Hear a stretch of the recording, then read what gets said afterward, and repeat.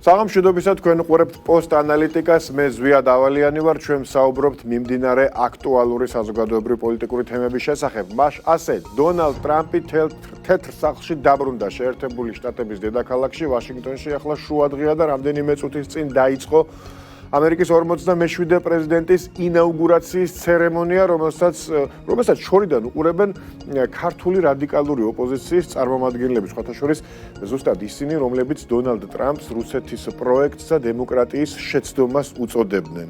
ტრამპმა უკვე მეორედ დადო ფიცი ამერიკის პრეზიდენტის პოსტის დაკავების წინ და ფიცთან ერთად ტრამპი დებს პირობასაც, რომ დაასრულებს ომებს მსოფლიოში, დაიცავს ტრადიციულ ღირებულებებს და დაამარცხებს Deep States, რომელიც სხვა არაფერია თუ არა გლობალური ომის პარტია.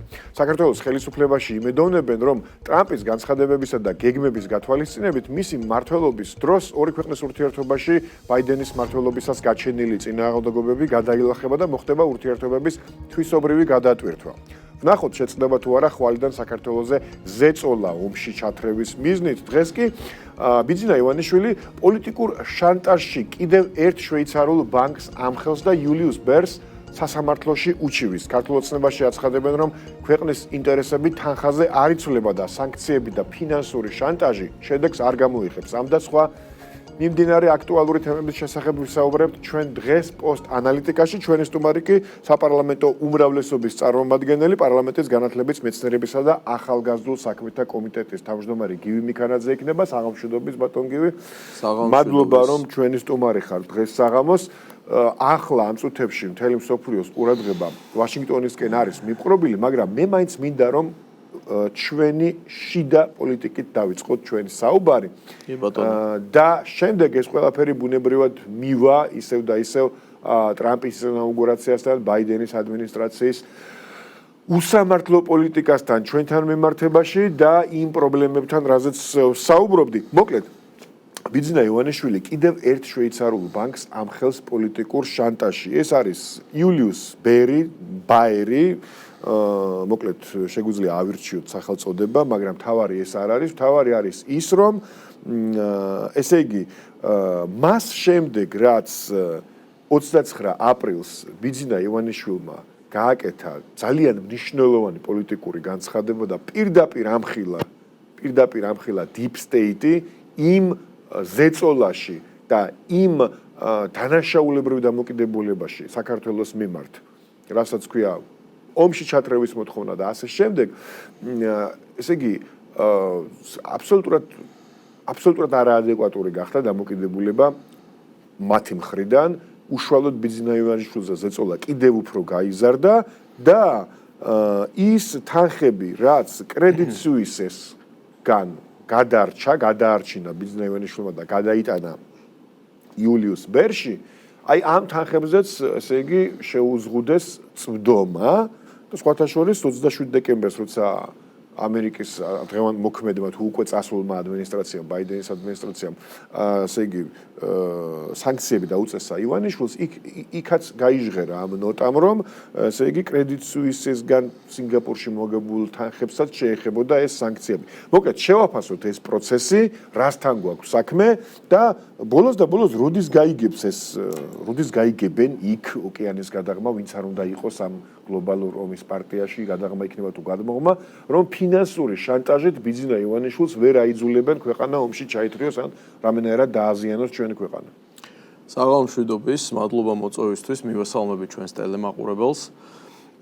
ეს ძალიან მნიშვნელოვანი და აქტუალური საკითხი არის. ალბათ გარკვეულ ქრონოლოგიას უნდა მივყვეთ, თქვენ აბსოლუტურად სწორად აღნიშნეთ იმის თაობაზე, რომ გადარჩენილი აქტივები, როგორც ამის თაობაზე ბიძინა ივანიშვილის ადვოკატები გვამცნობენ, გადატანილი იქნა შვეიცარიულ ბანკში, ჯულიუს ბაერში, როგორც სახელი გაჟღერდა და ფაქტიურად ამ ბანკთან პრობლემები გარკვეულ პერიოდამდე არ იყო, ჩვეულებრივად ხორციელდებოდა გადარიცხვა და სხვადასხვა საბანკო ოპერაციების განხორციელება ყოველგვარი შეზღუდვის გარეშე, თუმცა თუ კი ქრონოლოგიას მივაყოლებთ თვალს, გახსოვთ, რომ გასული წლის 29 აპრილს ქართულმა ოცნებამ რუსთაველის გამზირზე დაანონსა და ჩაატარა საყოველთაო სახალხო შეკრება, რომელმაც სრული ლეგიტიმაცია მისცა და მხარდაჭერა ქართული ოცნების მმართველ გუნდს გამჭვირვალობის კანონის მიღებასთან და ოჯახური ღირებულებების და არასრულწლოვანთა დაცვის კანონის მიღებასთან დაკავშირებით. საზოგადოებას ეს პროცესები ახსოვს და ამ საყოველთაო სახალხო შეკრებაზე პარტიის საპატიო თავმჯდომარე ბატონი ბიძინა ივანიშვილი გამოვიდა, მან მიმართა სრულიად საქართველოს მთელ საზოგადოებას და მან ღიად და საჯაროდ, როგორც მას ჩვევია, ამხილა deep state-ი, როგორც ჩვენ ქვეყნის შიდა საქმეებში ძალიან უხეშად ჩარევის არაერთი მცდელობის განმახორციელებელი, ასე ვთქვათ, სტრუქტურული ერთეული შეიძლება ითქვას, იმიტომ რომ ეს არის წარმონაქმნი, რომელიც ძალიან გავლენიანი პირებისგან არის დაკომპლექტებული და ასევე ისაუბრა იმის თაობაზე, რომ როგორც ცდილობს deep state-ი ჩაითრიოს საქართველოს ომში და აქვს მიზანმიმართული კამპანია და ზეწოლა სახელმწიფო ინსტიტუტებზე. ამის შემდეგ, ეს ხდება 29 აპრილის შემდეგ, ძალიან მალევე გახსოვთ, რომ საქართველოში ოფიციალური ვიზიტით ჩამოვიდა ამერიკის შეერთებული შტატების სახელმწიფო მდივნის თანაშემწე, ძალიან მაღალი რანგის პოლიტიკური თანამდებობის მქონე პირი, ჯიმ ობრაენი, რომელიც გახლავთ სახელმწიფო მდივნის თანაშემწე ევროპისა და აზიის საკითხებში და მან შეხვედრები გამართა საქართველოში და მან გააკეთა განცხადება იმის თაობაზე, რომ არასწორი იყო საუბარი deep state-ის შესახებ და უფრო მეტიც მან უკმაყოფილება გამოთქვა პარტიის საპატიო თავმჯდომარის მხრიდან და პარტიის ლიდერების მხრიდან deep state-თან დაკავშირებით გაკეთებულ განცხადებებზე. ანალოგიური განცხადებები კეთდებოდა ამერიკის შეერთებული შტატების ელჩის მხრიდან დახურულ შეხვედრებზე და არა მარტო მისგან, სხვა უცხოელი მაღალი რანგის წარმომადგენლების მხრიდანაც. სწორედ აი ამ პერიოდიდან მოყოლებული უკვე აი ამ ვიზიტების და ამ განცხადებების შემდეგ ცალსახად იკვეთება უკვე აი ამ მეორე შვეიცარიული ბანკის მხრიდან გარკვეული ფინანსური ოპერაციების დაბლოკვა, შეზღუდვა, რომელმაც უკვე ასე ვთქვათ სისტემატიური ხასიათი მიიღო და რეალურად ადამიანი, რომელიც ფლობს საკუთარ აქტივს და რომელსაც სურს რომ განკარგოს ეს აქტივი, იმიტომ რომ ეს მის ნებასურვილზეა დამოკიდებული, ეს უფლებები უკვე არა მარტო კრედიტ სვისისგან, უკვე ამ ჯერზე იულიუს ბაერისგან შეეზღუდა. და ჩვენ ვნახეთ, როდესაც სრულიად უსამართლოდ, უსაფუძვლოდ და მიზანმიმართულად ორმაგი სტანდარტებით პარტიის საპატიო თავმჯდომარეს დაუწესდა ამერიკის შეერთებული შტატების სახაზინო დეპარტამენტის მხრიდან სანქციები, იქ უკვე ღიად იყო გაჟღერებული და მინიშნებები, თქვენც აღნიშნეთ ამის შესახებ, რომ მიუხედავად იმისა, რომ მან აბსოლუტურად ყველა საერთაშორისო დავა საარბიტრაჟო სასამართლოებში მოიგო თავის აქტივებთან დაკავშირებით კრედიტ სვისის წინააღმდეგ, სწორედ ფაქტიურად გამოვლინდა, რომ ბაიდენის ადმინისტრაციის გარკვეული მითითებებით ხდებოდა ამ ყველაფრის დაბლოკვა და ამის გაჟღერება მოხდა საჯაროდ. საქმე იმაშია, რომ ამ ადამიანებმა კიდევ ვერ ჩაწვდნენ ბიძინა ივანიშვილის ხასიათს და ბუნებას. ბიძინა ივანიშვილმა არაერთხელ საჯაროდ და ღიად განაცხადა, რომ საქართველოს და ქართველი ხალხის ინტერესები მისთვის ყოველთვის იყო, არის და იქნება ნომერ პირველი პრიორიტეტი. და არანაირი ფინანსური აქტივების თუ სხვა მატერიალური კეთილდღეობის კონტექსტში ის არასოდეს არ გადადგავს საკუთარი ქვეყნის და საზოგადოების და ხალხის საწინააღმდეგო ნაბიჯს. ეს მან არაერთხელ დაამტკიცა, თუმცა ორი ფაქტორი არის განსაკუთრებული, ერთი იყო 2011 წელს, როდესაც მან შექმნა ქართული ოცნება და დაამარცხა წინა ხელისუფლება, რითიც საკუთარი ოჯახის სიცოცხლე და კეთილდღეობა ძალიან დიდი რისკის ქვეშ დააყენა და მეორე ახლა ვხედავთ, როდესაც აი ამ გლობალური გამოწვევების ფონზე deep state-ის ასეთი ძლევამოსილების ფონზე მთელი მსოფლიოს მასშტაბით და ამას მე მგონი ყველა კარგად ცნობს და ფაქტი არის რომ ეს არის სრული აბსურდი, როდესაც გვაბრალებენ ჩვენ ამ deep state-ის ვითომ მოგონებას, მაშინ როდესაც უკვე არა მარტო არჩეული, არამედ უკვე ძალაში შესული პრეზიდენტი შეიძლება ითქვას, იმიტომ რომ ინაუგურაცია ამ წუთებში მიმდინარეობს და პრეზიდენტი ტრამპი საჯაროდ ფიცდებს და 47 პრეზიდენტი წუთი-წუთზე შეუდგება თავისი უფლებამოსილებებს. შეგვიძლია უკვე ჩავთვალოთ, რომ შეუდგა, იმიტომ რომ ოფიციალურად ის და პირველი პირები მისი ახალი ადმინისტრაციის ღიად და საჯაროდ საუბრობენ deep state-ის ფაქტორზე და მას ასახელებენ თავარ გამოწვევად და მისი, ანუ ტრამპის გაცხადებული პოლიტიკა არის, რომ უპირველესი მისი ამოცანა არის, რომ სწორედ deep state-ი დაამარცხოს და შესაბამისი კონკრეტული სტრუქტურებიდან თუ მოხდეს მისი განდევნა. ამიტომ ამ კონტექსტში ძალიან მნიშვნელოვანი არის, რომ პრეზიდენტი ტრამპი იყოს წარმატებული, იმიტომ რომ ეს წარმატება ყისიერად აისახება ძალიან პოზიტიურ კონტექსტში მთელი მსოფლიოს მასშტაბით. და ეს ვფიქრობთ, რომ სასიცოცხლო მნიშვნელოვანი კომპონენტი არის. მთელ მსოფლიოზე აუცილებლად ვილაპარაკებთ რა ტრამპის ეფექტი, რა იქნება ტრამპის ეფექტი მსოფლიოსთვის, მაგრამ მანამდე მოდი კიდევ ერთხელ დავაზუსტოთ საქართველოსთან მიმართებაში რას ველოდებით. ესე იგი, ერთ-ერთი დაპირება დონალდ ტრამპის, რომელიც გუშინ წინ ყოსტოში ამ დღეებში გააჟღერა, იყო ის, რომ ის გააუქმებს ბაიდენის ადმინისტრაციის მიერ მიღებულ უაზრო გადაწყვეტილებებს, მათ შორის იყო ლაპარაკი აი ამ ტრანსგენდერულ, როგორც თვითონ ტრამპი უწოდებს, სიგიჟეებზე და ბევრ სხვა ისეთ გადაწყვეტილებებზე, რის გამოც ამერიკამ უფრო მეტი მეგობარი დაკარგა, ვიდრე შეიძინა მთელი მსოფლიოს მასშტაბით და ლაპარაკია 200 კონკრეტულ ბრძანებულებაზე, რომელსაც პირველ რიგში გააუქმებს ტრამპი და თქვა, რომ ტელევიზორს დიდი სიამოვნებით უყურებ მომავალი რამდენიმე დღის განმავლობაში, როცა აი ამ გადაწყვეტილებების გაუქმებას გამოაცხადებენო. და ბუნებრივად ჩვენ გვიჩნდება კითხვა, შეეხება თუ არა, ან როდის შეიძლება შეეხოს ეს გაუქმებები იმ უსამართლო გადაწყვეტილებებსაც, რომელიც უშუალოდ საქართველოსთან მიმართებაში იქნა მიღებული. მაგალითად, თუნდაც იგივე სახაზინო დეპარტამენტის გადაწყვეტილებას სანქციას ბიზნეს ივანიშვილთან დაკავშირებით. მაგალითად, იგივე მოსამართლეების დასანქცირებას, რომლის დასაბუთება დღემდე არ გვინახავს, არც ტყუილი, არც მართალი, არც მოგონილი, არც არ გვინახავს. მედიაში წაიკითხეთო და რა ვიცი, მედიაში მეორე რამე შეიძლება წავიკითხოთ, მათ შორის თვითონ ამერიკაზეც და ამის მიხედვით თუ იმსჯელებთ, კი ბატონო. მაშინ შორს წავალთ თუ ვერ წავალთ პირიქით. ოცემულობა არის შემდეგი.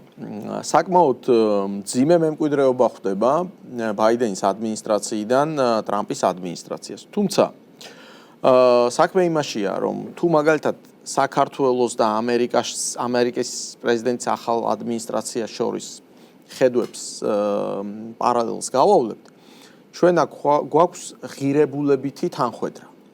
ერთ ღირებულებით თანხვედრაზე ჩვენ უკვე ვისაუბრეთ, რომელიც deep state-ის დამარცხებას ეხება და ეს არის უმნიშვნელოვანესი არა მარტო საქართველოსთვის, არა მარტო ამერიკისთვის, არამედ მთელი მსოფლიოსთვის.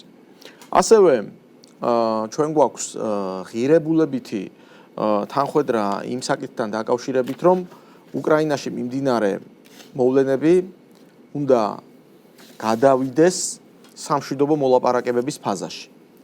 და ამ კუთხით ყველას კარგად ახსოვს, რომ ტრამპმა წინასაარჩევნო დაპირება გააკეთა, მან ისიც კი განაცხადა, რომ ის რომ ყოფილიყო პრეზიდენტი, ეს არ მოხდებოდა და თქვა, რომ მისი პრეზიდენტად არჩევის შემდეგ და მისი ინაუგურაციის შემდეგ ძალიან მალე საომარი მოქმედებები შეჩერდება და ეს ყველაფერი სამშვიდობო მოლაპარაკებების ფაზაში გადაინაცვლებს.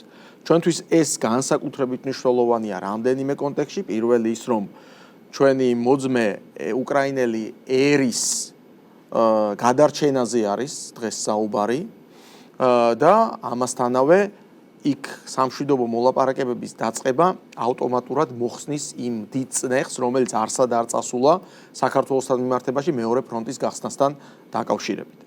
ასევე ძალიან მნიშვნელოვანი ღირებულებითი კომპონენტი არის სწორედ ოჯახური სიწმინდის და ტრადიციის დაცვასთან დაკავშირებული განცხადებები, რომელიც არა მარტო წინა საარჩევნო და არამედ არჩევის შემდეგაც უკაცრავად ჩაგერთვებით, აი ზუსტად ახლა გააკეთა ტრამპმა კიდევ ერთხელ ოფიციალური განცხადება, ანუ ფიცის დადების დროს, რომ დღეიდან ამერიკის შეერთებული შტატების ოფიციალური პოლიტიკა იქნება, რომ არსებობს მხოლოდ ორი სქესი, ქალი და მამაკაცი.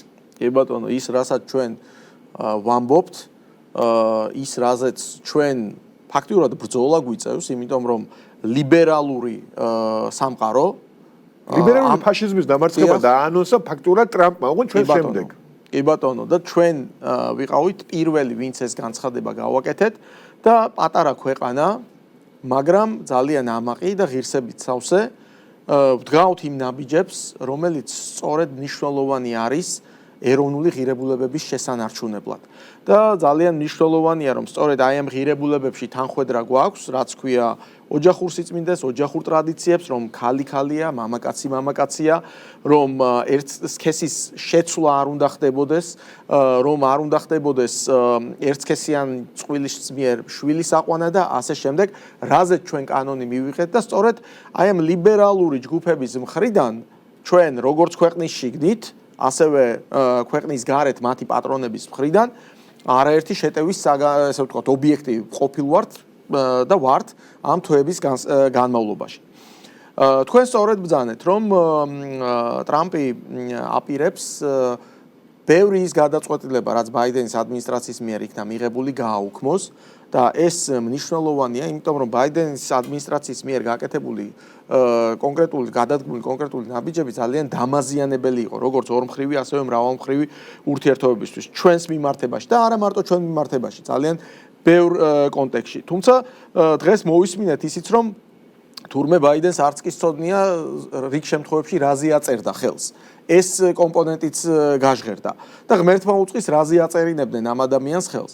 ამასთანავე უკვე ოფიციალურად გაჟღერდა ინფორმაცია იმის შესახებ, რომ სახელმწიფო დეპარტამენტის ძალიან ბევრი დიპლომატი დატოვებს თავის თანამდებობას, რაც ასევე მიუთითებს იმას, რომ მათი ხედვა, მათი საქმიანობა ტრამპის ადმინისტრაციისთვის მიუღებელია და სწორედ ეს გარკვეულწილად პირდაპირ ასე ვთქვათ, წინასწარი სიგნალია იმისა, რომ შეიცვლება სააგარეო კურსი. აი ამ ყველაფრიდან გამომდინარე, რა თქმა უნდა, ჩვენ გვაქვს მხოლოდ და მხოლოდ პოზიტიური მოლოდინი, იმიტომ რომ ძალიან ბევრ ღირებულებით ნაწილში არის თანხვედრა, ძალიან ბევრი პოზიციის, ასე ვთქვათ, პარალელის გავლება შეიძლება რომ თანხვედრა არის და თქვენი თქმის არ იყოს, მინდა დაგეთანხმოთ, რომ ბევრ კომპონენტში ჩვენ პირველები ვიყავით, როდესაც ეს განცხადებები და ნაბიჯები გადავდგით. ამიტომ ის უსამართლო ორმაგი სტანდარტის მიზანმიმართული კამპანიის შემცველი განცხადებები და გადაწყვეტილებები, რაც განსაკუთრებით ბოლო 6-7 თვის განმავლობაში ჩვენ მოვისმინეთ ბაიდენის ადმინისტრაციის სხვადასხვა რგოლის მაღალი რანგის წარმომადგენლებისგან, ეს უსამართლო დამოკიდებულება. ჩვენ გვაქვს ოპტიმისტური განწყობა, რომ ეს ყველაფერი შეიცვლება და ამის წინაპირობა მე შევეცადე, რომ მოკლედ წარმომეჩნია.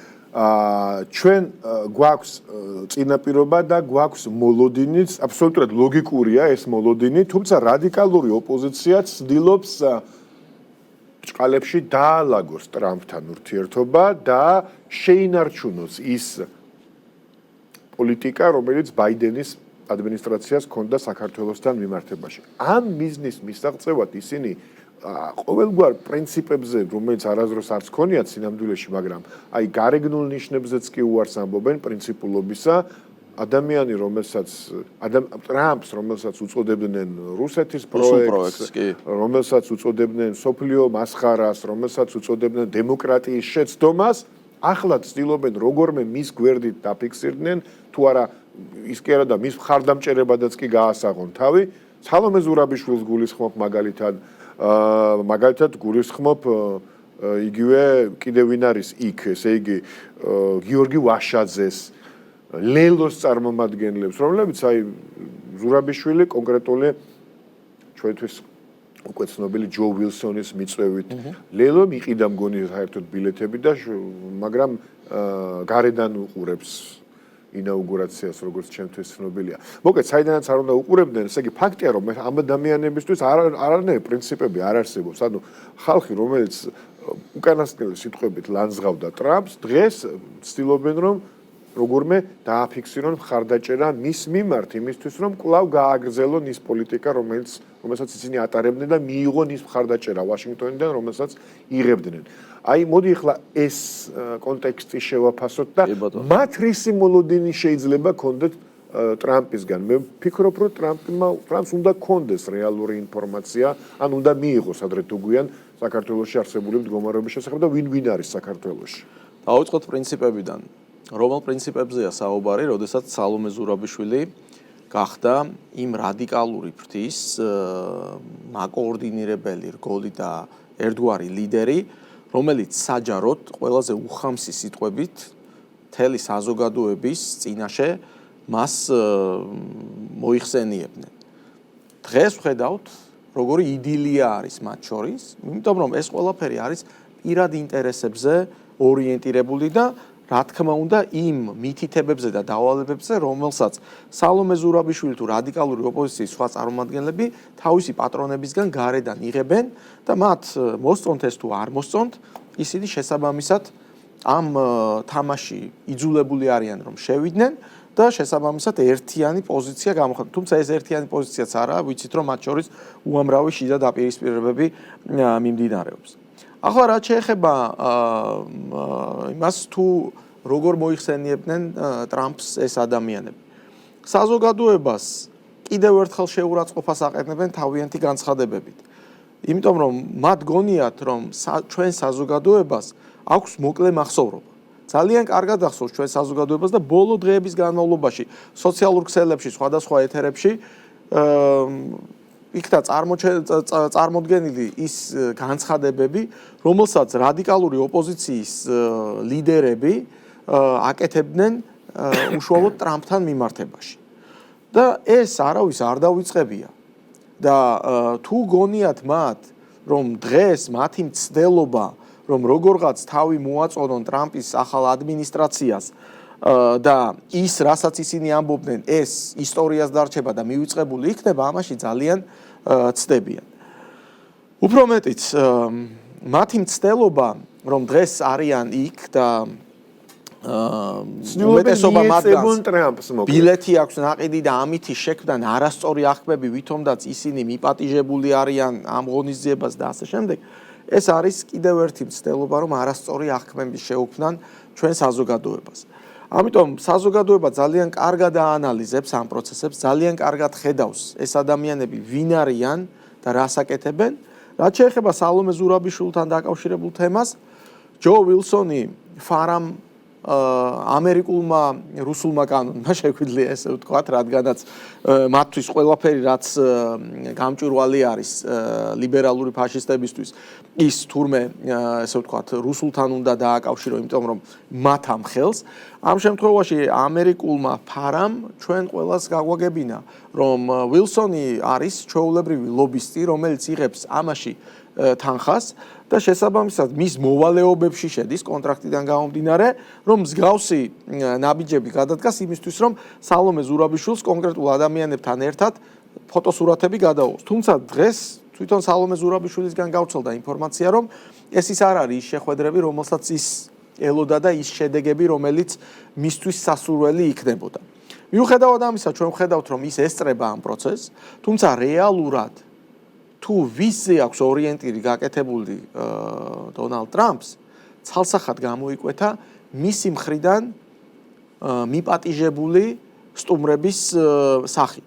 და ჩვენ ვნახეთ, რომ მთელი მსოფლიოს მასშტაბით მხოლოდ 5 ქვეყნის ლიდერი მიიწვია და ევროპიდან ეს იყო ვიქტორ ორბანი.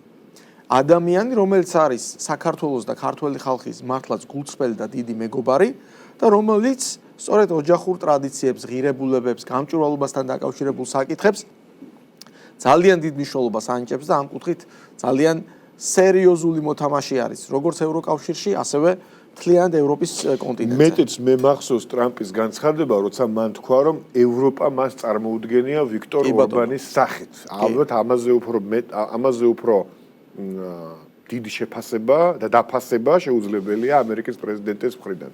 და პლუს ამას, როდესაც საქართველოს ხელისუფლებას ოპონენტები ცდილობენ რომ გააკრიტიკონ ჩინეთთან ურთიერთობების ფონზე, ხედავთ რომ ამ ხუთეულში დონალდ ტრამპმა ინაუგურაციაზე ქსი ძინპინი მოიწვია ჩინეთის პირველი პირი და მისი უშუალო მოადგილე ჩავიდა. ანუ მიიღო ეს მოწვევა ჩინეთმაც და ამასთანავე მათ შორის გასულ დღეებში შედგა სატელეფონო საუბარი და ისიც ვიცით რომ დონალდ ტრამპის გადაწყვეტილება და მის პირველი ესე ვთქვათ გაცემული დავალება იყო რომ ის უახლოეს პერიოდში უნდა ეწვიოს ჩინეთს და მის კოლეგასთან ერთად ჩინეთის პირველ პირთან ერთად უნდა ხელი შეუწყოს ურთიერთობების ნორმალიზებას, რაც რა თქმა უნდა ხელს შეუწყობს სოფლიო პოლიტიკაში პოზიტიურ ძვრებს. კიდევ ერთ თემა მინდა შემოვიტანო, რამდენადაც დრო მოგცემს საშუალებას. პრეზიდენტის მიერ შეწყალების აქტი გამოიცა და 600-ზე მეტმა ჯავრდებულმა დატოვა საპატიმრო. ამასაც ოპოზიცია აკრიტიკებს, არ ვიცი ამაში რა შეიძლება იყოს გასაკრიტიკებელი. ძალიან რთულია თეორიულადაც კი წარმოიდგინო, მაგრამ მოკლედ დავანებოთ ამ ჩვენს რადიკალურ ოპოზიციას თავი და უბრალოდ შევაფასოთ მიხეილ ყაველაშვილის პირველი გადაწყვეტილებები თუ ნაბიჯები გადაწყვეტილებები აი ამ შეწყალების სახით. ვფიქრობ რომ ძალიან მისასალმებელია და ასეთი პოზიტიური ნოტით პრეზიდენტობის ვადის დაწყება. ეს არის მისი პირველი უმნიშვნელოვანესი გადაწყვეტილება, რომელიც ნათლისღების დღესასწაულთან დაკავშირებით მიიღო. 613 ადამიანი დაუბრუნდა საკუთარ ოჯახებს და ეს არის ჰუმანურობის გამოვლინება, ეს არის მიხეილ ყაველაშვილის ქართული ხასიათის გამოვლინება კიდევ ერთხელ, რომელიც მიმტევებლობასთან, ჰუმანურობასთან, ადამიანობასთან, სიყვარულთან, გვერდში დგომასთან არის დაკავშირებული. როგორც ვიცით, შეწყალება ეს არის კონსტიტუციით პრეზიდენტისთვის უშუალოდ მინიჭებული პრეროგატივა და შესაბამისად მის მიერ მოხდა ამ გადაწყვეტილების მიღება და ხედავთ რომ ოპოზიცია სრულიად უსუსურად და მათთან დაკავშირებული არასამთავრობო ორგანიზაციები, მედია საშუალებები ცდილობენ რომ ეს გადაწყვეტილება გააკრიტიკონ. ჰუმანურობაშიც კი ისინი ცდილობენ რომ ნეგატივი წარმოაჩინონ. იმდენად მძიმე მდგომარეობაში არიან ეს ადამიანები, ცალსახად შეიძლება ითქვას. ამ გადაწყვეტილებით მიხეილ ყაველაშვილმა კიდევ ერთხელ საზოგადოებას აჩვენა, რომ ის საზოგადოების გვერდით დგას. და ის რაც არ ხდებოდა სალომე ზურაბიშვილის დროს, როდესაც ხედავდით რომ ერთეული ადამიანების შეწყალება ხდებოდა წლების განმავლობაში. ეს იმათი ვინც მისთვის იყო პოლიტიკურად საინტერესო და მნიშვნელოვანი კი, ესე შეიძლება ითქვას, ამ მოცემულობაში მიხეილ ყაველაშვილმა მხოლოდ და მხოლოდ იმ პრინციპით, რომ ვის ეკუთვნოდა და ეს საქმეები შესწავლილი იქნა, რა თქმა უნდა, დეტალურად და ეს საქმეები დაგროვილი იყო, იმიტომ რომ ნახეთ რომ სალომე ზურაბიშვილი ფაქტიურად შეწყალების მექანიზმს არ იყენებდა. აქედან გამომდინარე, მისი მხრიდან ესეთი მასშტაბური ხასიათის შეწყალების აქტის განხორციელება, ვფიქრობ რომ არის პოზიტიური დაწყება მისი საპრეზიდენტო ვადის, მისასალმებელია, მხარდასაჭერია და კიდევ ერთხელ აჩვენებს მის ბუნებას და ჩვენი საზოგადოების მიმართ დამოკიდებულებას. და განსხვავებას სალომე ზურაბიშვილსა და აბსოლუტურად გეთანხმებით, სალომე ზურაბიშვილსა და მიხეილ ყაველაშვილს შორის. დიდი მადლობა მინდა გადაგიხადოთ მობრძანებისთვის. ბატონ გივი, როგორც ყოველთვის, საინტერესო ანალიზისთვის, შეფასებებისთვის, კომენტარისთვის. გივი მიქანაძე იყო ჩვენი სტუმარი, მაყურებელს შევახსენებ, პოსტ ანალიტიკა. დღეს ამით დასრულებულია, ხვალამდე გემშვიდობებით დროებით.